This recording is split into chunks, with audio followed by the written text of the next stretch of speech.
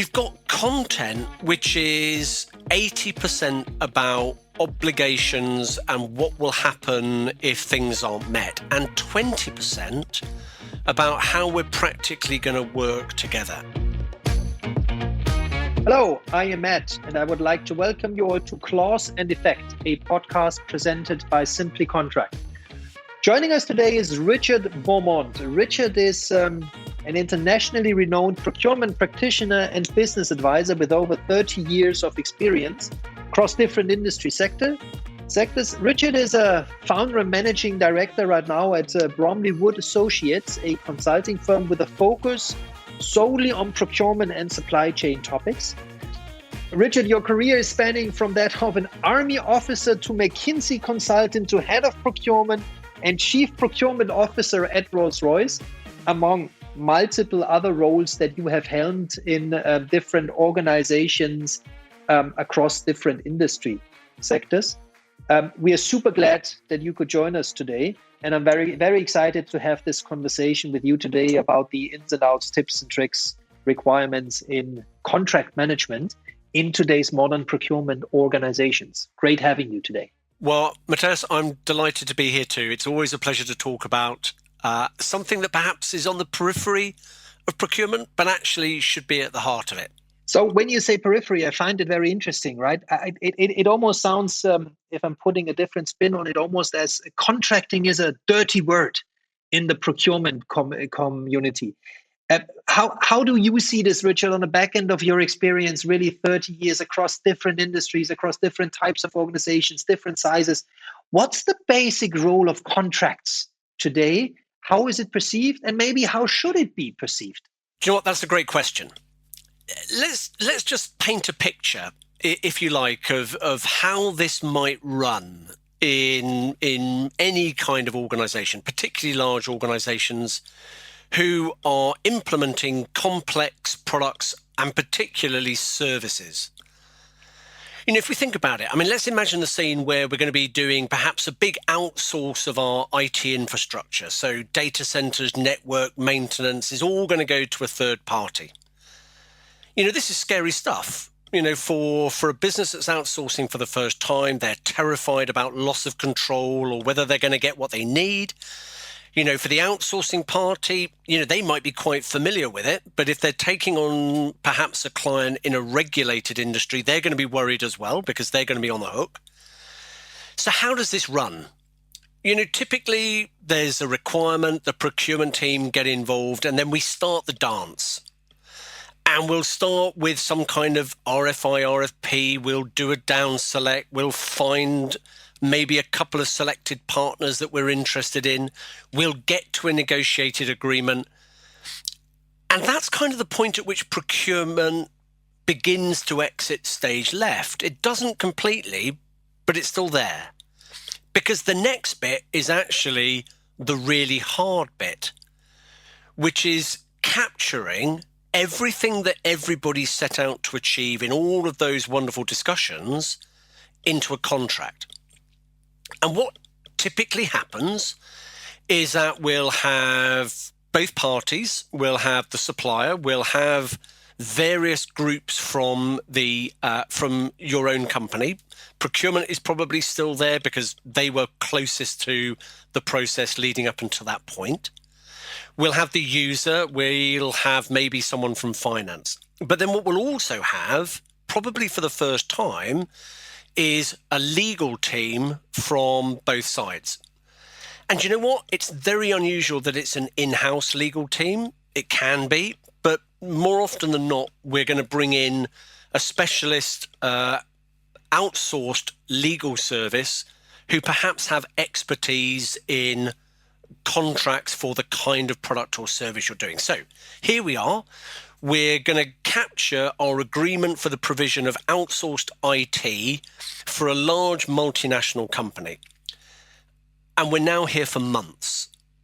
We're here for months with daily, weekly meetings. We'll go online, we'll go to both sites. We've got draft agreements, and we've got a dreaded thing, Master Services Agreement, MSA, with 20 appendices. And this document not long into the process, seems to make a subtle transition from a document which is about writing down what both sides have agreed to do. It turns into an exercise in checking full stop, semicolons, and capital letters. We've got content which is 80% about obligations and what will happen if things aren't met, and 20% about how we're practically going to work together. And what's happened is that a contract to capture a collaborative relationship to deliver, in this case, a service, but it could be goods as well, has become a prenup. It's become an agreement that says, we're going to do this stuff, but if and when it goes wrong, here is the handbook we're going to use to beat each other up with to make sure that we can either exit or get something rectified. And off it goes. Matthias, any thoughts on that so far? So if I understand you correctly, right, it's at some point in time in the contracting process, the document that you create morphs from a handbook that you should have that tells you how do we best work together into a stick that you pull out and club each other over the head with if things are going wrong, which invariably they will because it's two parties working together. Why is that happening, Richard? Do you know what? It's a great question. I mean, if you think about it, what happens after the contract's been signed? I mean, we might get a few internal emails saying, look, fantastic, we're going live. And then we have the wonderful start of a game. And that game is Where's the Contract? I mean, for those that are familiar with Where's Wally, I mean, many of you may have seen the cartoon pictures, thousands of people, and somewhere hidden in the crowd is Wally wearing his red hat and his striped shirt. And you have to find him. So typically what happens is the contract, once written, disappears. The user, the end user in your company, probably hangs on to the one appendix that contains the key performance indicators, so uptime or service levels or whatever else, because, that's what they need to focus on. But for everybody else, the contract just disappears onto a shared drive. And when something happens, we play Where's Wally? Where's the contract? We try to find it, and invariably no one has got a copy of the signed version. Not even the lawyers seem to have a copy of the signed version. And we will run around, probably have to ask the supplier for a copy of it, which is quite embarrassing, but it's true. And we grab it because something has gone wrong. And we now want to go and look at the document in order to find out what we're going to do about it.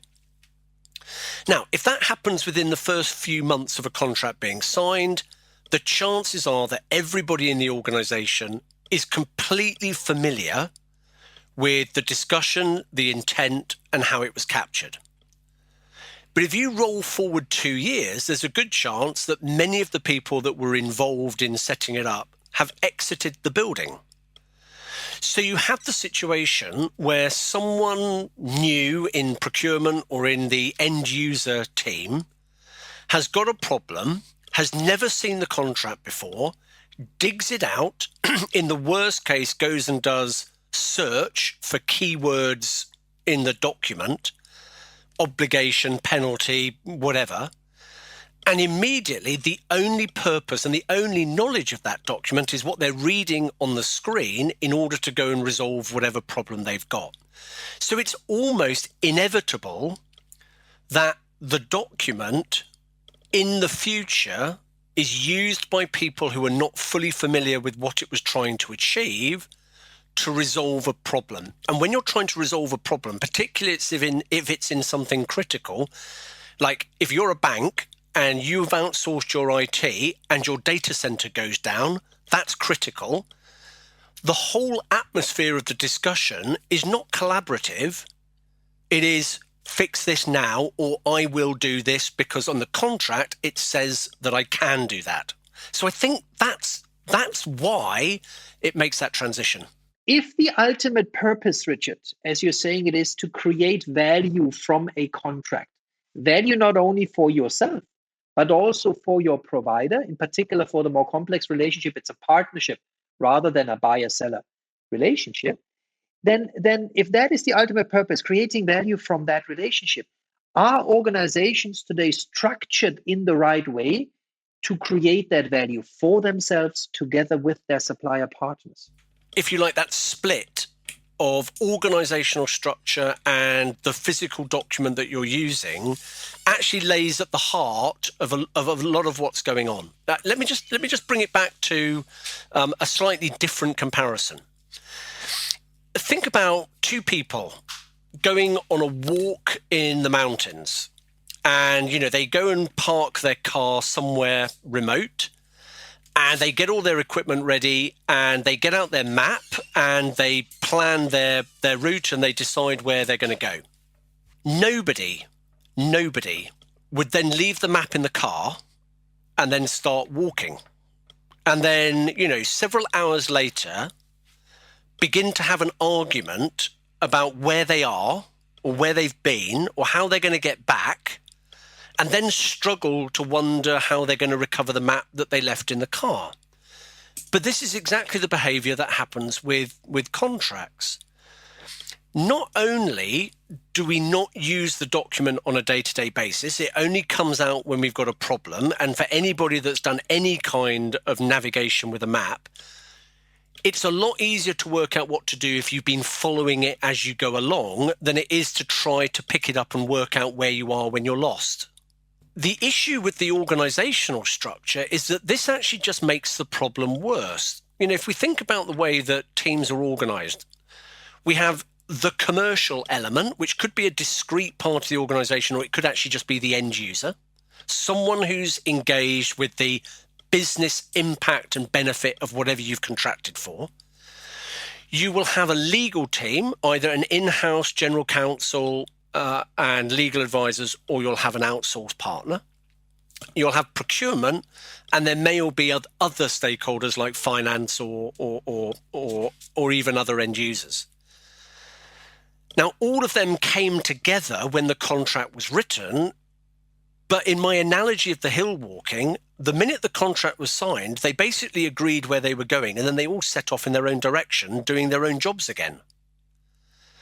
And then somehow, when they all discover that they're lost, it's one of them, typically the end user, who says, look, this just isn't working for me. We're not getting what I need from the provider, which is news to the other four because they were unaware that anything was going wrong. It's like someone just firing a flare and saying, I'm lost, come help me.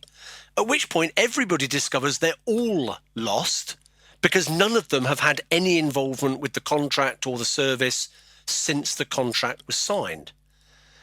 So that organizational separation, which we kind of temporarily fix when we're negotiating and signing the contract, becomes a real problem in the future when something goes wrong because nobody is aware that anything was a problem. And the biggest factor of all is that if we could resolve that organizational separation and not leave the map in the car, but use the map as we are going along, so using the contract as a handbook for the relationship rather than a prenup, which we argue about when it goes wrong, we increase the opportunity for success. Because the reality is, and you alluded to this earlier, stuff is going to go wrong. Now, what would you say, Richard? Where should businesses start if they want to improve the way that they create, host, and use contracts in the future? Another great question. Look, I'm ex-military, so one of the truisms of anything involving the military, whether it's a peace support operation or conflict, is that you simply can't predict what's going to happen. I mean, I'm probably going to get myself in a tangle here, but I think Clausewitz said, no plan survives contact with the enemy. Moltke. Well, in a commercial Moltke, sense, not Clausewitz, but von Moltke, thank you. No plan survives contact with the enemy. The funny thing is that we don't need to think about the enemy. We just need to think about business. Nobody's business survived contact with the pandemic. You know, it changed everything. It changed delivery, expectations, the way that we interact with one another. Everything went out the window. Now, the way that the military deal with that is they focus on training. You know, if you're going to, using my analogy of going for a mountain walk, as long as you've got the right map and the right equipment and you're all trained with the right skills, then frankly, it doesn't matter if you come to a stream or a blocked path or whatever, you have the skills to be able to deliver it. So for me, the start point is about culture and about preparation. And that's not just internal, that's with your supplier as well. So I would be trying to break down the barriers between those separate teams in an organization. And what I've observed, many successful organizations don't really talk about legal or procurement or finance. They talk about commercial. It's a commercial mindset. You know, we bring different skills to the team, but our focus is on commercial success. The next bit is that if you've got that commercial team, then right at the outset, when you are sitting down in that dreaded room and you're beginning to formulate the contract, what are we trying to achieve? What are the ways we're going to ensure that we have dialogue, resolution, discussion about anything that changes? And that could just as well be problems that have arisen from something as dramatic as a pandemic to something as positive as actually we need to add more because things are going really well and we haven't got the capacity, or we want to change the range of services. I mean, it's just change for whatever driver.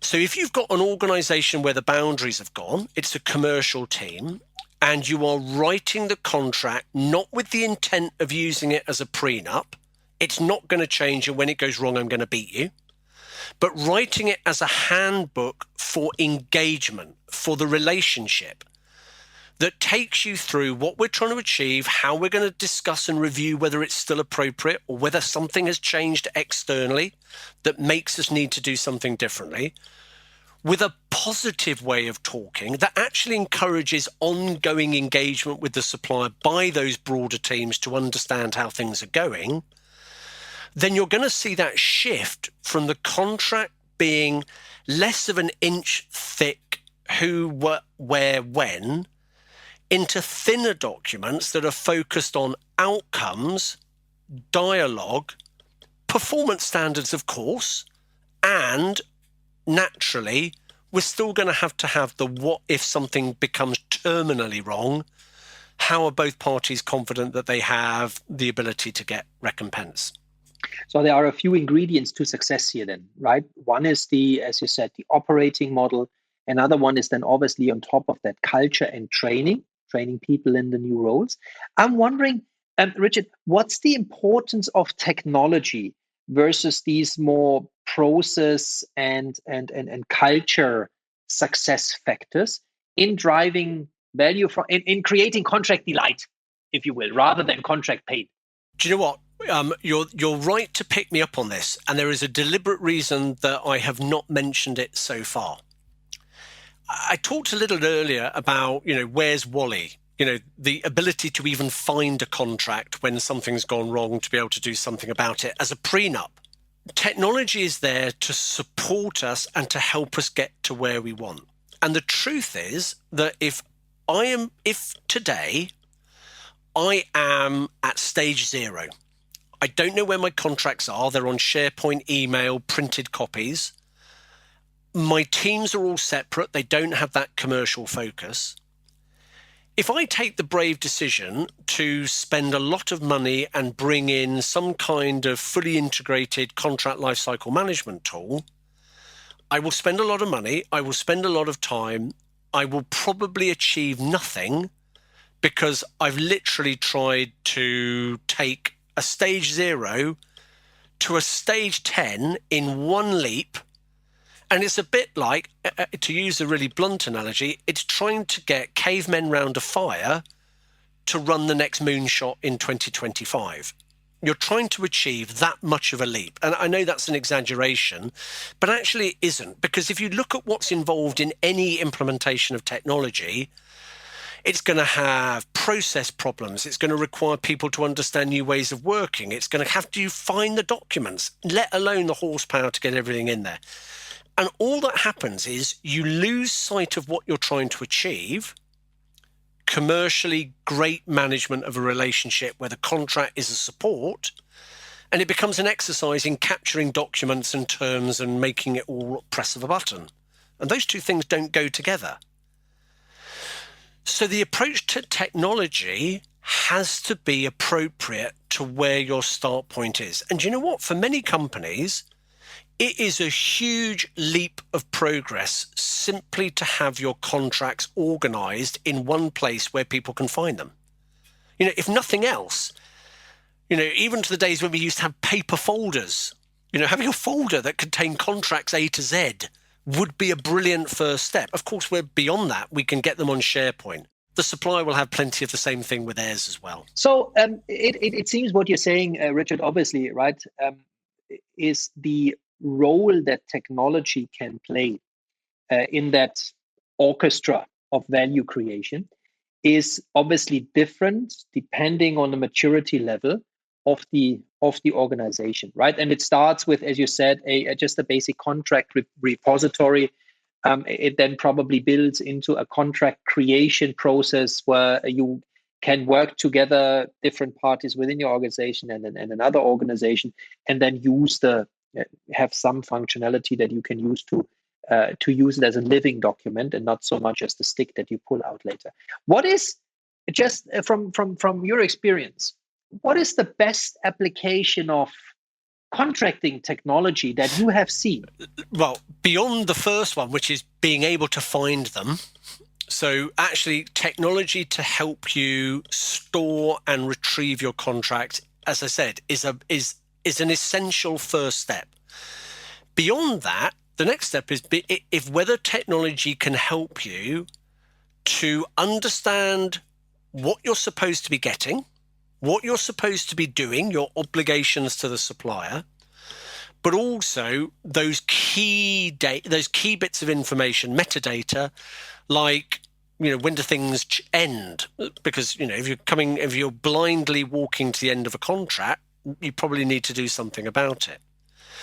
So if you liken the analogy to climbing the stairs to get to a great commercial agreement contract, I would say, look, first step, use technology to help you get organized.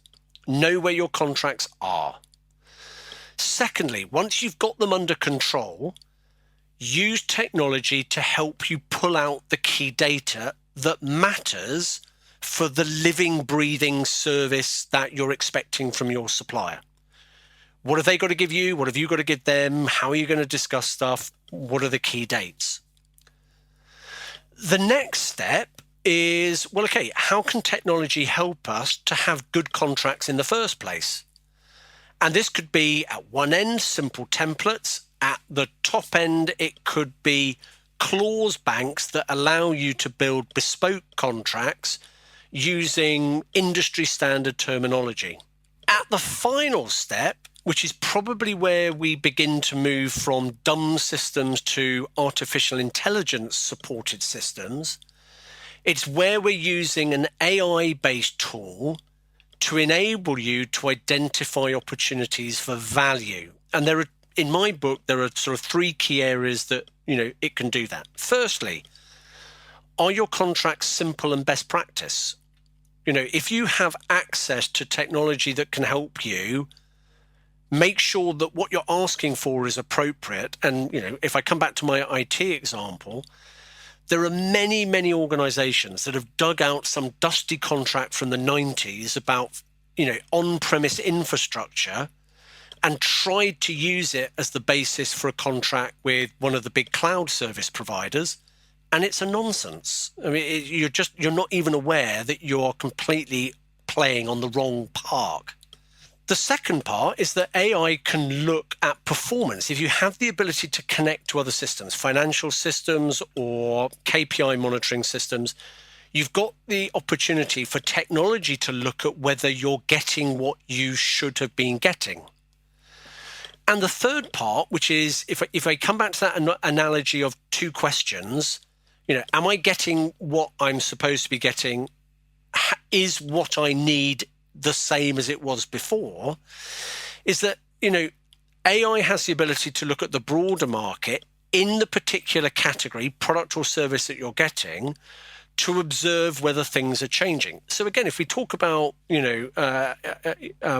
IT provision, IT outsourcing, if you've got a wonderful contract for the provision of a maintained on-premise and it's working brilliantly, you'd expect your AI to be supporting you to say the market is moving in a different direction.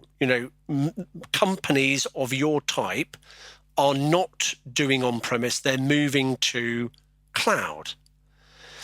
And it's that fourth level, which is, I'll tell you what, that is beyond the majority of companies today, because those first three steps have to be done. But that fourth step, where AI can help you keep it relevant, make sure it's performing, and just give you indicators as to whether it's even appropriate in the marketplace anymore.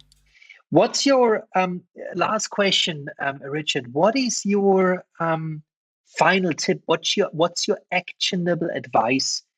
Where should people start? What should they do if they want to, I'm taking your picture from before, embark on their journey of building their CLM muscle, creating more value from contracts? Lovely question.